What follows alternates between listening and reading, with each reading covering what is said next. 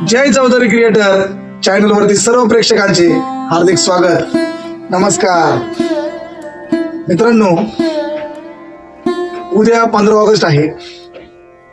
आपल्याला स्वातंत्र्याचा 79वा वर्धापन दिन साजरा करत आहोत. आपण 79 वर्ष झाले आपला देश स्वतंत्र होऊन. देशभक्तीच्या घोषणा, तिरंग्याची भव्य मिरवणूक आणि स्वातंत्र्याच्या गाथांनी भरलेला हा दिवस. आपण आजचा दिवस एक प्रश्न घेऊन उभा आहे. मित्रांनो, शब्दावर लक्ष द्या. आपण खरंच स्वतंत्र झालो आहोत का? मित्रांनो, आमच्या चॅनल मार्फत तुम्हाला हा प्रश्न आहे. मित्रांनो, खरंच आपण स्वतंत्र झालो आहोत का? तर बघा, आम्ही का असं बोलतोय. स्वातंत्र्य आणि स्वातंत्र्याची मृगजळ.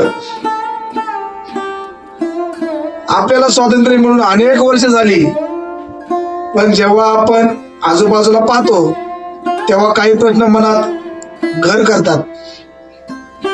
आपल्या स्वातंत्र्य सैनिकांनी जाती धर्माच्या पलीकडे जाऊन देशासाठी बलिदान दिलं, पण आज काही घटना पाहिल्यावर आपण अजूनही त्या स्वातंत्र्यापासून दूर आहोत असं आम्हाला वाटतं मित्रांनो, किंवा खरंच वाटतं मित्रांनो. काही घटना पाहिल्या ना मित्रांनो, अजूनही आम्ही या स्वातंत्र्यापासून दूर आहोत. चला तर मित्रांनो, पाहूया काय घटना आहे. पहिली घटना आहे मित्रांनो, सोमनाथ सूर्यवंशी या तरुणाची.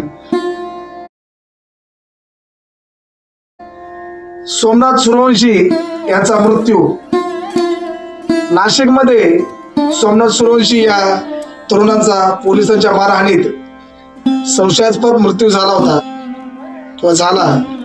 पोलिसांनी या घटनेचा इन्कार केला, परंतु वैद्यकीय अहवालात मारहाणीमुळेच मृत्यू झाल्याचं स्पष्ट झालं.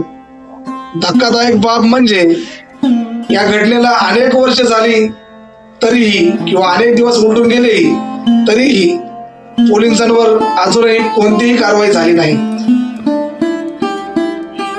आमचा दुसरा भाग बघा मित्रांनो, यातील कोथरूड मधील घटना. पुण्यात कोथरूड इथे 3 मुलींना जातीवाचक शिवीगाळ करून मारहाण केली जाते.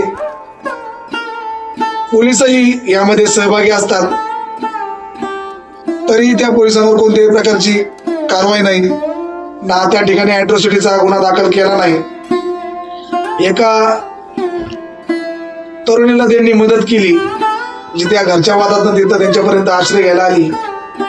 त्या मदतीच्या मोबदल्यात तिला हे फळ मिळालं. त्या 3 मुलींना हे फळ मिळालं की त्यांच्या आडनावावरून त्यांची जात काढली गेली व त्या जातीवरून त्यांना मारहाण केली गेली. बघा मित्रांनो, अनेक प्रश्न आहेत मित्रांनो की मनाला चटका लावून जातील असे. तिसरा भाग बघा, टाटा मोटर मधील वाद. टाटा मोटर पिंपरी या ठिकाणी एक वाद झाला.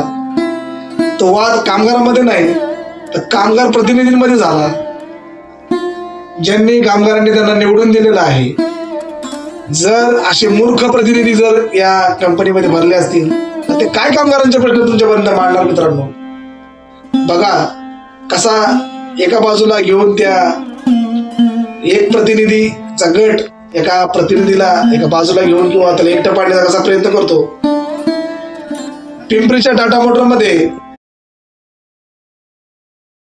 कामगार प्रतिनिधी विनोद याच्यावर आणि त्यांच्या सहकार्यावर किंवा सहकाऱ्यांनी जातीवरून हल्ला होतो किंवा केला जातो. त्यांना शिवीगाळ केली जाते, मारहाण केली जाते. विनोद यांना निलंबितही केलं जातं. या प्रकरणी अॅट्रॉसिटीचा गुन्हा दाखल करूनही चौकशी अत्यंत धीम्या गतीने सुरू आहे. मित्रांनो, विनोदची परिस्थिती अशी एवढी आर्थिक दृष्ट्या एकदम बळकट नाहीये. करून खाणार कुटुंब आहे मित्रांनो. तरुण मुलगा आहे, त्याचा एक चित्रपटही आलाय स्वच्छतेवरती. तो तुम्ही जरूर पाहावा.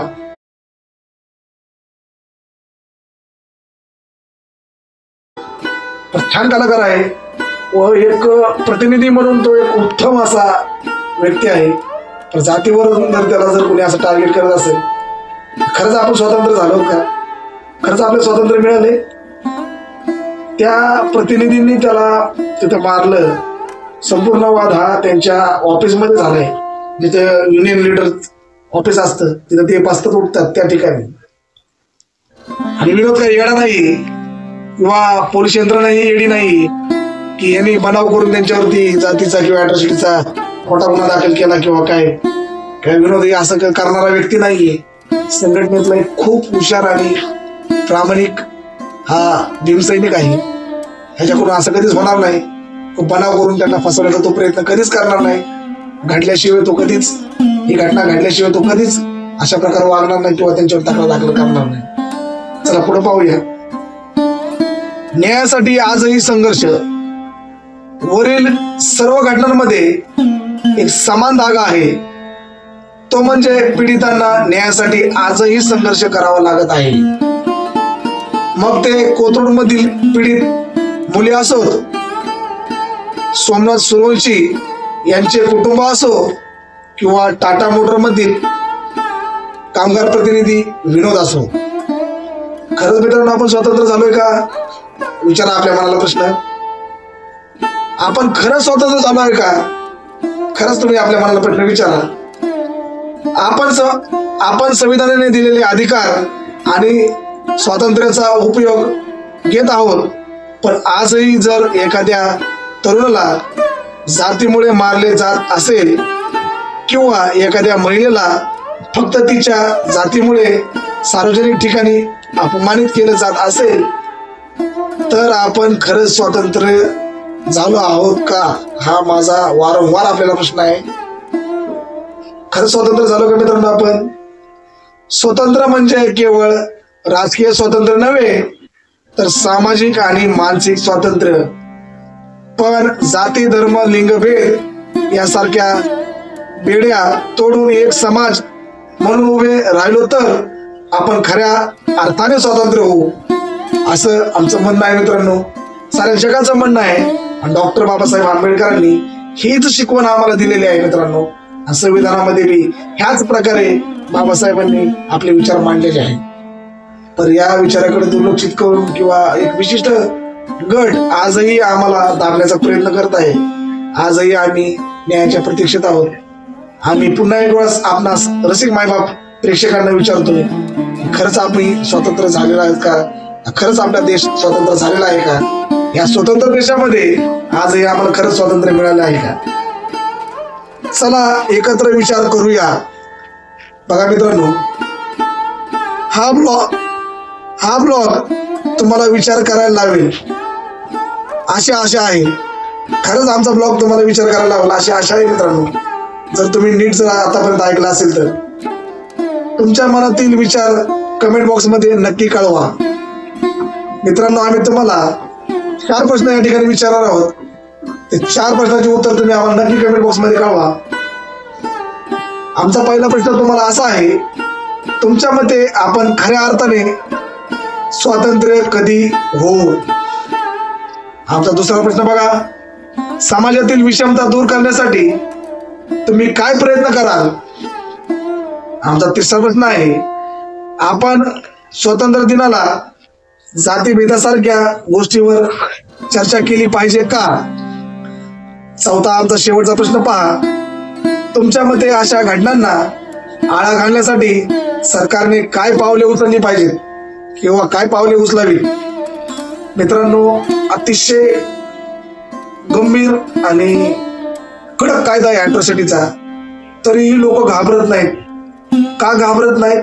राजकीय यंत्रणा, समाजाची त्यांची ताकद, त्यांच्या समाजाची एकजूट, सरकार त्यांच्या बाजूने आहे, सगळी यंत्रणा त्यांच्या बाजूने आहे मित्रांनो, म्हणून ते घाबरत नाहीत. संविधानामध्ये अशा अनेक कलम आहेत, अशा अनेक लेखी तुम्हाला बंधने आहेत. त्या बंधनांपासून तुम्ही घाबरलं पाहिजे, त्यांनी तिकडे गेलं नाही पाहिजे. पण ते लोक घाबरतच नाहीत मित्रांनो. त्याची कारण काय तुम्हाला वाटतात? तुम्ही कमेंट बॉक्स मध्ये आम्हाला जरूर कळवा. आपल्या ब्लॉगच्या सरतेशेवटी तुमचे विचार कमेंट बॉक्स मध्ये नक्की लिहा. तुमचे विचार कमेंट बॉक्स मध्ये नक्की लिहा. आम्हाला तुमचा सहभाग खूप महत्वाचा वाटतो. तुमचा सहभाग आम्हाला खूप महत्वाचा वाटतो मित्रांनो. कुठल्याही चर्चेत सहभागी होऊन चर्चा करणं गरजेचं असतं, तरच चांगला तोडगा निघतो. जर तुम्हाला आमचा हा ब्लॉग आवडला असेल तर लाईक करा, शेअर करा. अशाच आणखी ब्लॉगसाठी आमच्या चॅनलला सबस्क्राईब करायला विसरू नका. हा ब्लॉग पूर्ण पाहिल्याबद्दल जय चौधरी क्रिएटर चॅनल आपलं सतत आभारी आहे. आतापर्यंत मित्रांनो तुम्ही मला ऐकून घेतलं.